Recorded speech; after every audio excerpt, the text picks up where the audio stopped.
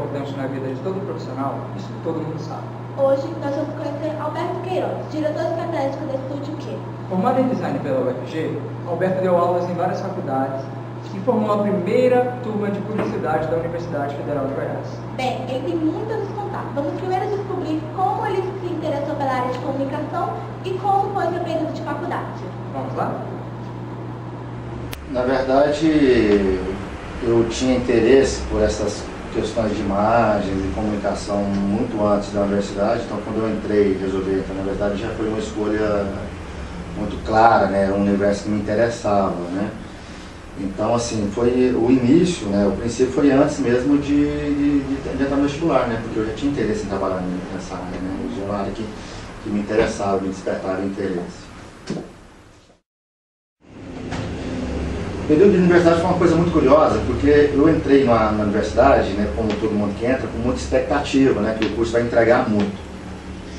E eu achei que eu ia encontrar pessoas muito dispostas a trazer coisas novidades, né, que tem um nível de professor com um perfil muito alto e que me trazia muitas novidades.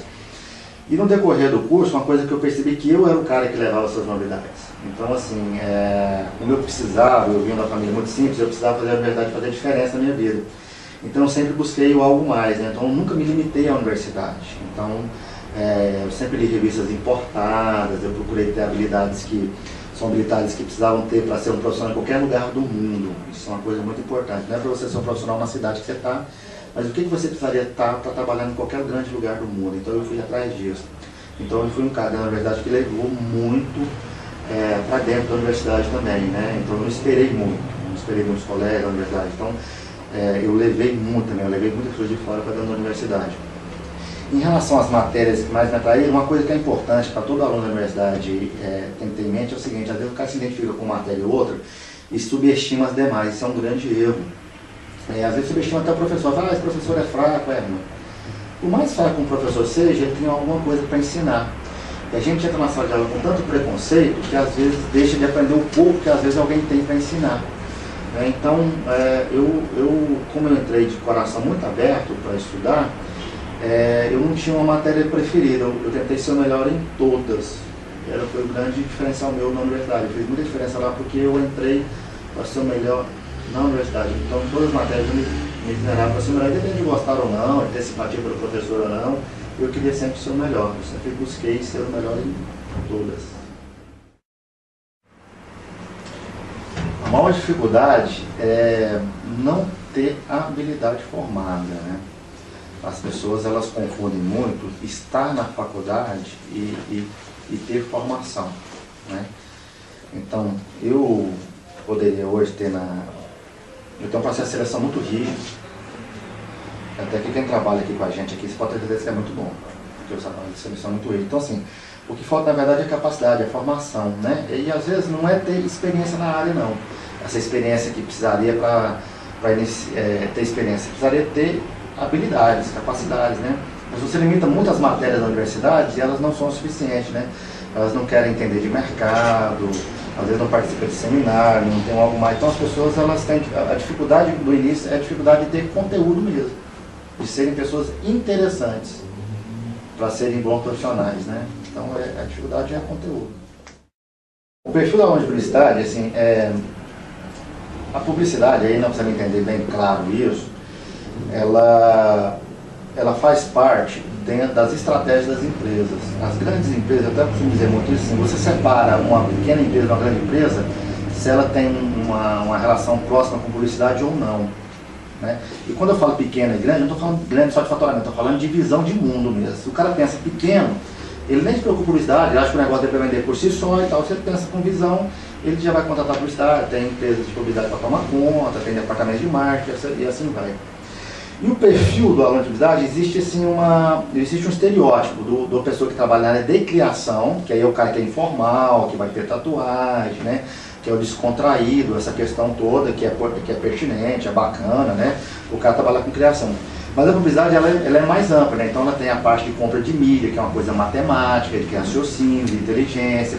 ela tem um pessoal de atendimento, que tem que ter uma pessoa que tem que ter relações públicas, uma pessoa extremamente simpática, saber apresentar ideias, né? Vender ideias é diferente de vender um produto. O cara vai lá e compra a ideia, o cara tem que comprar a ideia para depois virar alguma coisa no futuro. Então, ele tem um leque, o perfil do aluno de publicidade, ele tem um leque muito amplo, porque o cara pode querer publicidade para trabalhar mais na área administrativa, que é essa área de mídia, ele pode ser uma área de atendimento, que é o cara que está mais na rua, está em contato com o cliente, e tem o cara que é o cara mais informal, que é o cara da criação. Então você tem dentro do perfil do cara que vai estar de terno e gravata para estar no cliente, até um cara com perfil mais administrativo, mais metódico, com horário, com conta, até o cara mais informal. A publicidade comporta esses três perfis completamente diferentes, né? Não um estereótipo do criativo, do que tem que ser doido para ser da publicidade. Isso não é uma bobagem, é um estereótipo falso. Né? Interessante a história dele, é daquele todo que ele fez a respeito dos publicitários, não é verdade? É verdade. Mas o Alberto também nos contou sobre a importância da economia na publicidade, a relação internet e propaganda. Contou também seu dia a dia e as campanhas de sucesso. Vamos ver? Existe duas vertentes em relação à publicidade. Existe uma vertente que acha que a publicidade é um mal para a humanidade, porque ela gera uma vontade de a pessoa comprar um produto que ela nunca vai ter. Quando o cara está vendo uma propaganda de um carro importado, ela fica sonhando com aquele carro importado, só que ela não está longe do alcance dela, então ela nunca vai ter aquele carro importado, porque ela não ganha um compatível com aquilo e tal. Então isso geraria uma frustração social, porque faz com que as pessoas tenham um desejo de ter algo que muitas delas não vão ter. E existe uma outra vertente, que já é justamente o contrário. Se você hoje compra produtos baratos, e às vezes eu me encabulo com um supermercado, se você chegar de repente no supermercado que tem uma pasta de dente, que tem uma caixa de papelão impressa, né, que você pensar que o processo foi, fabricou o papel, fabricou a caixa, imprimiu, teve alguém que criou aquilo ali, fez aquilo ali, depois tem uma outra embalagem, que é a embalagem plástica, que também teve matéria-prima, foi impressa, foi montado, tem um produto dentro do creme dental ali que foi feito, aquilo ali é feito às vezes vendido por R$1. Você não imagina como que tão complexo que é o processo, né? Quer dizer, papel, impressão, distribuição, vendedor, o cara que distribui tem lucro, o supermercado tem lucro, né? Como é que tudo isso custa apenas R$1? Aí você vai entender pela publicidade. A publicidade, como ela gera um estímulo de consumo, se poucas pessoas consumissem creme dental, o custo do creme dental seria muito caro. Como ele faz vender em massa, em escala, a publicidade estimula a venda em escala, ela faz com que vários produtos, o valor unitário caia lá embaixo.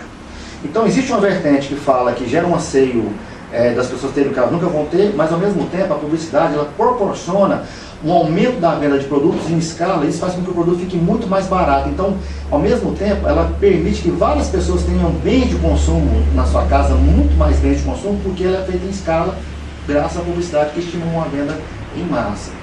Então, existem essas duas vertentes muito claras em termos de mercado, como a publicidade é enxergada, né?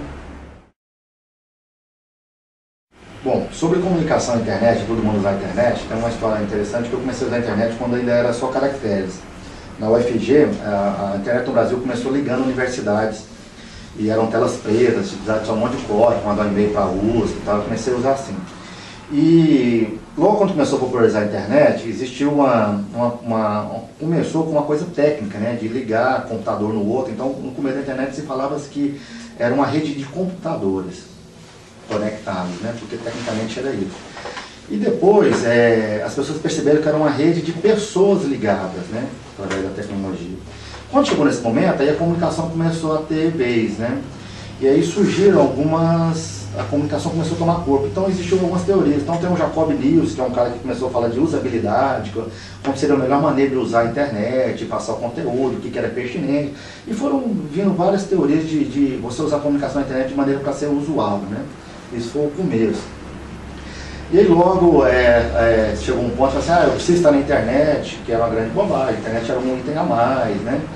E até chegou uma hora que as pessoas estão preocupadas em vender pela internet, que agora, depois de anos, que estão se começando a se ter credibilidade de venda na internet, uma vez que a questão da segurança de venda pela internet, né? Hoje já é muito mais confiável, até pouco tempo atrás era muito arriscado, então hoje está mais seguro. Qual que é a importância de todo mundo estar na internet se a empresa tiver uma conexão com isso? E se isso for claro, né? Então a internet, pela maneira resumida, ela tem camadas, né? Desde você ter um site que como se faz a análise telefônica, você ter uma comunicação através da internet, ou você usar um e-mail como forma de comunicação, ou você usar hoje as redes sociais para fomentar um assunto, né, que seja de interesse. Então, é preciso entender qual que é a característica da empresa e qual que é o nível de camada que ela vai estar na internet. Isso é a coisa mais importante. Eu tenho empresa que é indústria, que vende para a indústria, então é quase um business to business, né? Uma indústria de um tipo de material vendendo direto para a indústria. Então a atuação da internet é pequena, ela é uma comunicação mais de mandar e-mail, de mandar news, de mandar release, de estimular coisas. Não é uma coisa de ter rede social, mandando informação o tempo inteiro, que seria o contrário, seria ser chato, e às vezes até atrapalha, seria mal visto. Então eu já tenho rede de varejo, que aí não, é todo dia. Inclusive eu tenho um núcleo aqui só de conteúdo para a internet. Então, todo dia, a gente que administra todos os Facebooks de todos os clientes, então, e a gente só coloca matéria pertinente, tem toda uma série de cuidados. Então, é importante, mas em camadas, não é que é tudo que é interessante para todo mundo, não. Tem que entender o que é interessante para cada tipo de negócio. Então, em termos de história de sucesso, não uma campanha e tudo mais, mas não em termos de história de sucesso, a gente tem um história de sucesso muito bacana, que é do Fruto Cerrado, que chamava Milka Sorvetes, e vendia picolé em carrinho, e a gente transformou ela numa rede de sorveteria, montou um modelo de franquia. A gente entendeu que o picolé dele era um picolé de alto valor agregado, que Milka, que significa leite, não era um nome compatível, então a gente mudou para Fruto Cerrado, a gente desenhou as embalagens, a gente desenhou as lojas, desenhou o modelo de negócio, modelo de franquia, expandiu.